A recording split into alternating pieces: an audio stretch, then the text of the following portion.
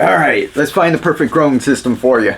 Now, me, I don't really need all these experiments because I found what works for me, and we've been doing it for years, and I've showed you guys how to do that. There's a lot of you out there doing it. All of these experiments are for you out there. I'm trying to remove all of the excuses because I want everybody to grow. That's why we're using takeout containers and ramen trays and milk jugs and things too. I'm trying to find things that are accessible for everyone and trying to make it as easy as possible. So first off, everyone's asking about tomatoes, peppers. I don't do that. My wife can't have tomatoes, but I grew some for you, and we use a determinate tomato, and these things are growing great. We had a rainstorm. We had rain for like 3 or 4 days straight. We still got some more rain coming in. It lets on and off, but this is Florida. We have, you know, when they say April showers, they're talking about Florida. It just happens all the time. The tomatoes, I did start to twine. I started to support them on the last one, but they grew within a couple more days, and they were getting really big, and when this rainstorm hit us for a few more days, they all were drooping, so I had to get out there in the rain and tie them up even more. But these things are pretty big, and I got both Roma and a celebrity tomato, and they're both determinate, so I figured they wouldn't grow that big and they would do all right in here. I didn't want the, you know, vining one to start off with, so I was surprised with how big they got, and they were falling over. They had blossoms on them, so I tied them all up. I was out there, it was sprinkling and raining and cold, and not the best time to be sitting out there tying little knots on the little hooks and that, but I tied them all up and got them set, and they're doing just fine now. Lots of blossoms, lots of little tiny tomatoes, so it's possible. I didn't do anything to this. I haven't changed the water. I get this question all the time. I haven't changed it at all.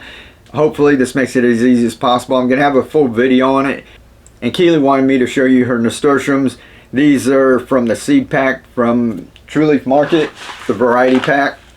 And what she did was she planted those out when I planted the microgreens, and then she took those and put them into downspouts. So we've got some little nasturtiums growing, and she just wanted to show you how big they're growing in the hydroponics. She was a little excited because she's got some down in her herb pot with the same ones, and the ones in the hydroponics are like twice as big right now. So we've got those going. We'll bring you more updates on those as they grow. It takes a little while longer. All right, and also speaking of these seeds, most of the stuff, the nursery table that we had set up, most of the microgreens that were on there, everything except for the dino kale came from inside of here, inside this packet. I'll leave a link to this down in the description.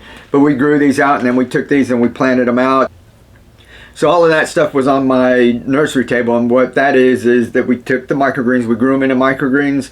Then when they got big enough, we took them, transferred them into the downspouts, and then we let them sit there and grow. And just like the long one that we have the dino kale on, we let them grow and get established, the roots get established, and then we can come through and pick the best of the best ones and move them into bigger containers. Alright, and we'll take a peek inside the squash. We've got them in these Target containers. It says Bright Room on it. It's 17.5 quarts, so a little more than 4 gallons.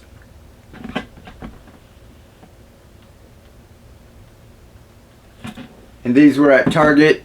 They're $5 with the lids, and we use these to grow. We put the squash in there, and we've also got it on the plant stand. We'll talk about that later, but I'll have a complete video on this too. There's a lot of different things going on, and each one's gonna have its own video, but I don't want everybody like running out and getting this or the Mylar bags and everything and just trying it right away. If you want to try it to experiment, that's cool. I would love everybody to experiment with it and we all share what happens, but I don't want everybody thinking this is the way it's got to be done or that this works and go get the stuff and just expect it to work, because remember, all of this is experiments. I've never done it before, right?